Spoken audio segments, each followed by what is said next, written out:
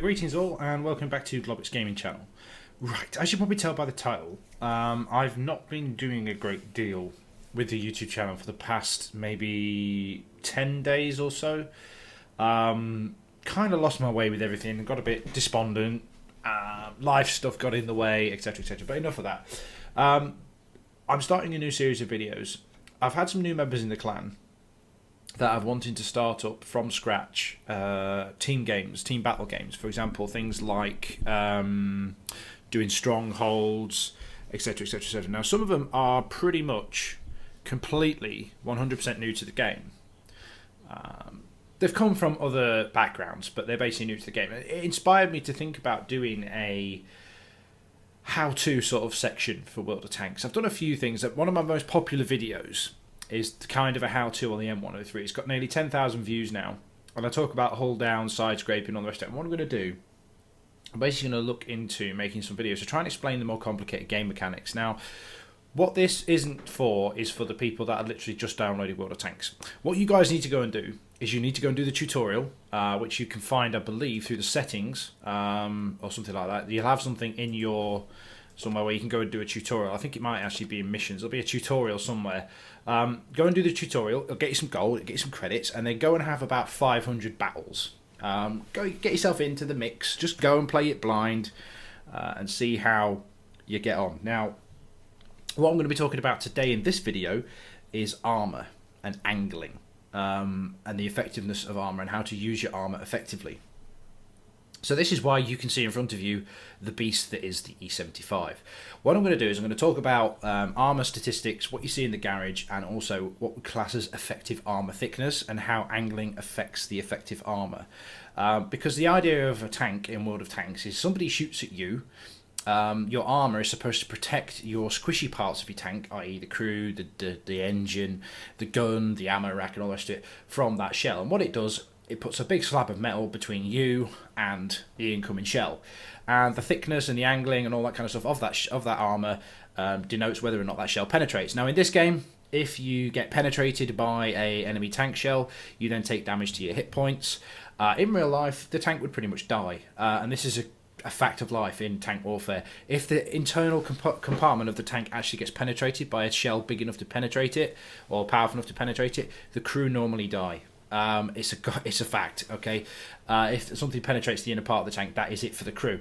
So the idea of the tanks is to stop that from actually happening. Now, one thing you'll see straight away is your tank will have armour values. Now, the armour values are in millimetres, and it's split down into the different sections of the tank.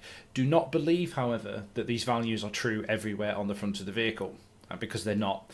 So, let's go. First thing first, the E75. It is an absolute beast of a tank. Now, I'm using this as an example. I know you were probably a long way off the E75, but it's one of the easiest examples of explaining how angles work on tanks, because German tanks are normally big, massive boxes, and they use angles effectively. And when you get to the Russian thing, for example, it complicates matters when we get to, for example, let's use one.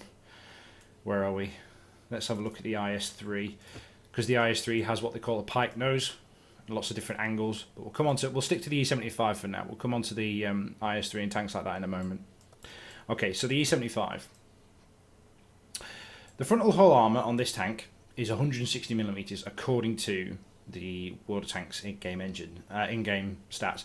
That is actually wrong. Alright, the 160mm is actually the frontal plate. Now, we're going to divide the front of the tank into two separate areas. We've got the upper glacis, which is the top bit here that you can see, and the lower glacis, which is the bit between the wheels, the drive wheels and the bits and pieces, the gubbins of the tracks. So you've got your upper plate and your lower plate. Upper plate is 160, lower plate isn't on this tank. So the only bit that the 160 is referring to is this area here. What this value actually is the maximum that area can actually have. Now, on the side of the hull, you've got 120mm of armour. That's not true everywhere, because some areas are thinly armoured than others. And at the rear, you've got 120mm at the rear as well. Again, there are weak spots. Now, this is one thing we are going to talk about on some of my review videos. I'm going to talk about armour weak spots. I'm going to start doing some proper reviews of tanks, starting with the tanks that my clan basically use in team battles and strongholds. So stand by for things like IS-3s, T-37s, T-54 lightweights, etc, etc. Learn how to kill them. But for the minute, we're just going to stick to armour value. So the turret armour of the AE75, the frontal part of the turret is 252mm, which basically means this frontal plate here. It doesn't mean things like your hatches and stuff. And the turret sides are 120mm.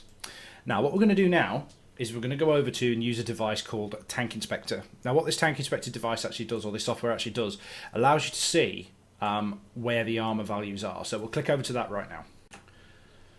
Right, here we have Tank Inspector then. Now, what Tank Inspector allows you to do is exactly what it says on the tin. Inspect tanks. What you can do is you click up this button here and you can pick any tank from any of the tech trees in the game at the moment, including things like your Panzer IIJs and stuff that actually isn't available in the game anymore.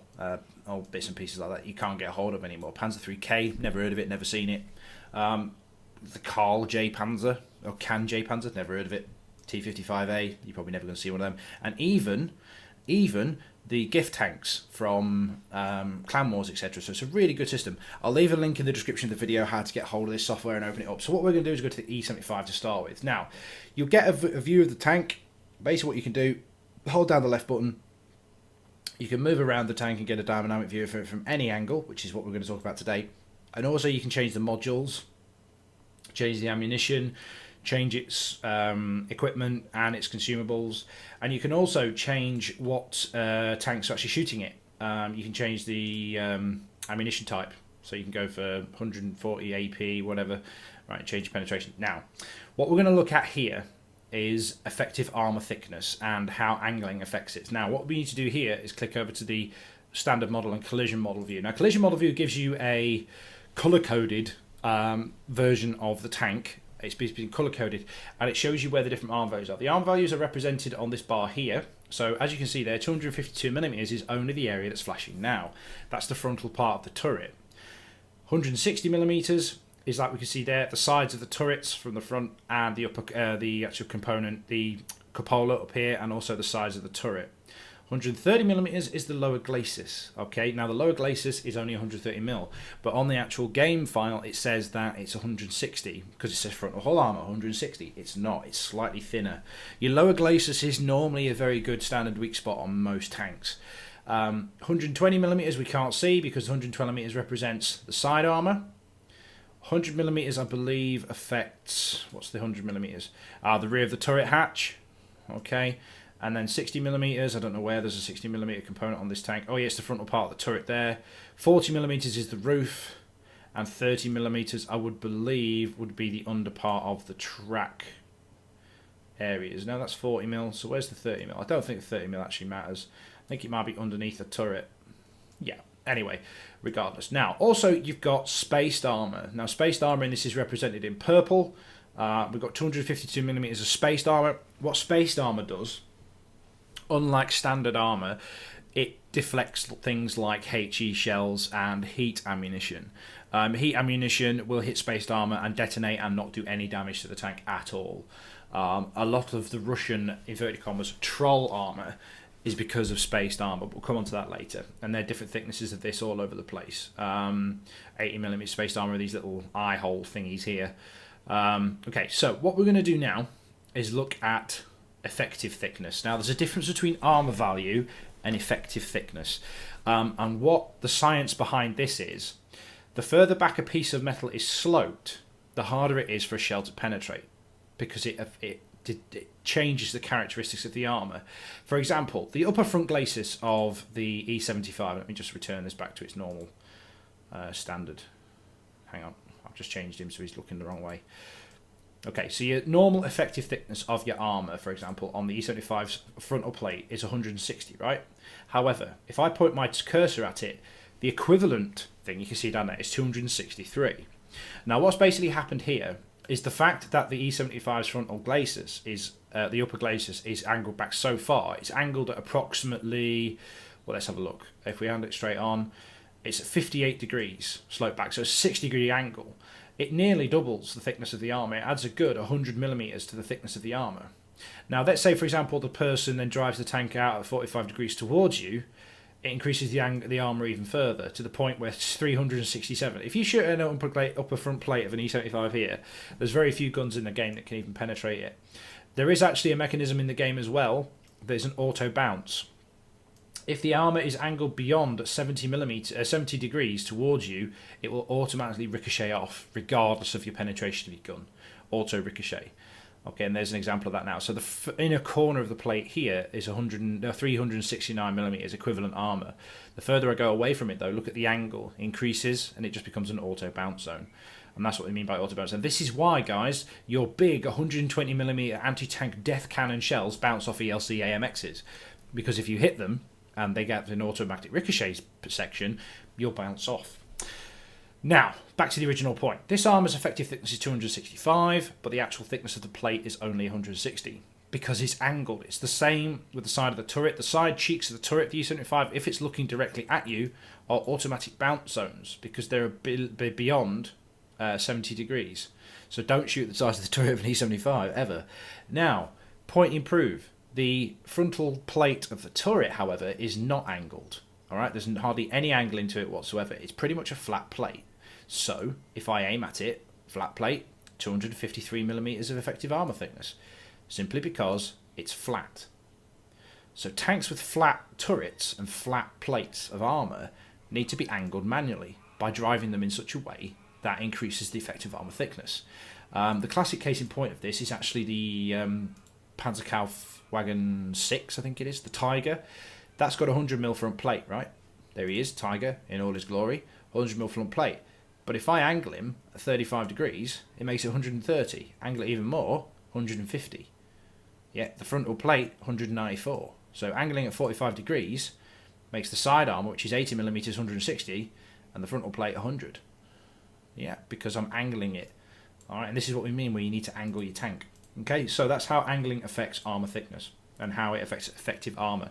What we need to talk about now is spaced armour, and how that affects the bits and pieces of armour. No, what we need to look at here is when you're shooting at tracks. Now, for example, flat on, the side plate of a E75 is 120mm thick. All right, so any decent 120mm gun will go through this no problem, like a knife through butter. But you will never see an E75 hopefully driving out like this. They always drive out at an angle, so therefore it's an auto ricochet zone. All right, and we'll come on to side scraping, etc., in another video, but that's a different thing entirely. So if you're shooting at an E75 at this angle, all right, you want to be coming out about sort of this kind of angle. There's 260, 360. You ain't penning that for nothing unless you've got a really high penetration gun. Now, spaced armour. The tracks count as spaced armour. In this case, they count as a 40mm spaced armour. So if I go to here then, 120mm, if I go slightly down, it bumps it up to 200mm equivalent thickness. All right, so if you're shooting at an E75, you want to shoot this big flat part here. If you shoot between the tracks, his armour value is increased. And this is why when you shoot them blow the tracks off E75s and things like that, you try and blow their tracks off, you'll take their track off, you'll damage the module, but you won't go through the hull. Because if he comes around the corner, comes trundling around the corner, you've got to get through 396mm of armour. If you shoot up here though, it's 179, or shoot here, it's 212. But what you've got to weigh up is, do you want the bugger to come around the corner? If you want to mobilise him in place, you can sacrifice the ability to damage him and take his tracks off. Alright, now, spaced armour on the gun mantlet. You ain't penning that for anything. That's 252mm of spaced armour, equivalent of 820mm of armour. If you hit that, you're going to bounce. Alright, so what you do is you aim for the sides, if anything, if you've got enough penetration. Okay, and that's pretty much it for Armour Mechanics. Different kinds of ammunition work differently on armour. Your standard armour piercing ammunition tries to use brute force and ignorance to get through the armour. Okay, so what that'll do is it'll hit the armour and the velocity of the round carries it through. The differences arise when we get to heat ammunition. So if you shoot AP at the E75, for example, yeah, the angling and all that kind of stuff affects it as normal. You'll get the same equivalent bounce rates and all that kind of stuff. You get the same equivalent armour value, and you've got to overmatch that armour and kill it and get through it. Heat ammunition works slightly differently. What heat ammunition does, you fire it at the tank, all right, it gets massively affected by angling. Okay, what heat ammunition doesn't have is what they call normalization. Now, I'm not 100% sure of what normalization actually means, but the general gist of it is, if you fire heat ammunition at an angled surface, it is more likely to bounce than standard armor penetrating ammunition. It's more likely just to ricochet off, ping off into the distance and do no damage. However, heat normally has a higher penetration value. All right, for example, the heat ammunition on a T-54, for example, is in above 300. So heat ammunition can be better, but it's not good at shooting at spaced armor or angled armor or sloped armor, rounded armor, for example. Okay, so that brings us on to another tank. We're going to look at one other tank just for now, just to further add complications. It affects the play style of tanks. So what we're going to look at is the IS-3. All right, we're going to look at him in a little bit of detail. The IS-3, there we go. Now, this tank, oh god, it's a nightmare because it's got all these different angle plates. Put it into the dynamic view. Okay, its frontal hull armor is, was it 130, 110, what is it, 110 millimeters thick, but it's got a piked nose. Again, 110 millimeters of armor, 198 thickness. Lower plate, 188. These little door things here, 232. Okay. By the way, if you ever want to shoot an IS-3, shoot these little door things. That's where the ammo rack is. What people tend to do on IS-3s is they drive around the corner or they angle themselves at 45 degrees towards the enemy. That's a bad thing because it actually lessens your armor value. Okay. That's a classic example of angling. You're supposed to drive straight at tanks in the IS-3. So you get 180 effective armor there. If you turn it 45 degrees to come around a corner, 150. Now, another thing about IS-3, this is where this troll armor comes from. Okay, this whole Russian OP armor. For example, the side armor flat on an IS-3 is over 200 millimeters thick because of this spaced armor system here.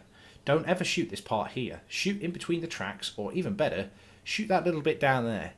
All right, if you shoot that with HE, you'll blow holes in it. And again, this armored turret, which is really at the very either side of the gun here, has 249 millimeters of armor. At the edges it hasn't, but look at how the equivalent armor value actually increases the further it gets away because the turret is sloped and rounded. So if you're going to shoot the IS-3 turret from the front, you ain't really going to pen that much. Alright, there's an odd weak spot every now and again. You've got these little tiny nipply bits on top, but an IS-3's turret is very, very strong from the front. Alright, and there's just a good idea of how effective armor. Now, the weak spot on an IS-3, I'm going to talk about it when I do the review. It's that little bit right there. Now, this is what Tank View, Tank Inspector is really, really useful for. All right, for things like this. So that's how armour and angling actually work in World of Tanks. Let's just go back to the garage a second. Right, one last thing about armour then. Okay, one last thing before we go into the conclusion. Overmatching. Now, what overmatching actually means is if the tank caliber, for example, the tank on the gun on the E75 is a 128mm KWK 41L55. It has 128mm of caliber. If the armor is less than a third of that number, this gun will automatically penetrate. So, for example, if you're shooting this gun at something that has less than, let me do the maths right now, 40mm of armor, 42mm of armor, 42.5mm of armor, you will automatically penetrate. So if you're shooting at things like, I don't know, let's pick a tank that's hardly got any armor whatsoever. Let's say you're shooting at a Hellcat. Not that you ever will, because, you know, you'll never see it, yada, yada, yada. You'll never see it. You might do in a fail platoon. Where's the bloody Hellcat? Let's say you're firing at a Hellcat. Now, a Hellcat has 12mm of hull armor. All you have to do is hit him. If you hit him, you'll penetrate him. You'll even penetrate him in the side of the turret because it's only 31mm of armor. So that is armor overmatching. Okay, that's, if you ever hear that phrase, that's what it means. So the higher caliber cannon you get, for example, the KV2 is 152mm. That's 152mm of caliber. If it hits a Hellcat, Hellcat goes squit. All right, I have shot so many of these things with a KV2. All right, which I'll give you a look at right there. KV2 has a 152mm M10 derp gun. Alright, if it hits a Hellcat and it doesn't hit any of this spaced armor or anything like that, or doesn't hit the back of the turret, Hellcat goes squit. Alright, because it overmatches the armor, penetrates automatically, as long as it doesn't reach an auto ricochet zone, and basically blows him to Kingdom Come. Yeah, and that's always fun when that happens. One of the key pieces of information that I would say to any budding tank player, anybody that's willing to get up into the ranks of the tanks, get to tier 6, tier 7, tier 8 and become a little bit more competitive, is you need to learn about the tanks that you're firing at. A lot of people say to me, oh, the Russian tanks have really OP troll armor. Yes, they have at the sides. They've got that spacing, that's fine. But then they still take the shot. It's nearly always better to wait for the opportune moment to shoot at a piece of armor that you know you can penetrate. And also, knowing when not to fire and what to fire at, what type of ammunition. But it all comes with knowing what you're actually shooting at. And I find Tank Inspector really, really useful for that. Okay, so what I'm going to do now is I'm going to leave that video there. Okay, I hope that's helped people. I'm not going to do any sort of live team commentary type stuff or any live replays of this, for the simple reason it's going to take forever. All right, go out and learn it, and learn the different tanks, learn their armor values, get yourself on Tank Inspector, look at the tanks you're likely to be facing, the tiers you're likely to be facing, and learn where their weak spots are. Okay, and this is why, all right, shooting at upper plates of E75s is a bad idea, because the angling massively affects it. So you need to learn where the weak spots are to maximise your damage and your potential. All right, so that's the basics of Armour Mechanics, guys, and how angling of armour, etc., etc., helps with your penetration. Now, also, it helps you know and learn how to drive your tank. So if you go in Tank Inspector, I'll leave a link in the description below. You can go down and have a look at it, and then learn your enemy. Know your enemy. Okay, learn what the enemy tanks can do. All right, learn what your tank can do, and hopefully be a more effective tank driver. Okay, guys, I'll catch you next time. Bye now.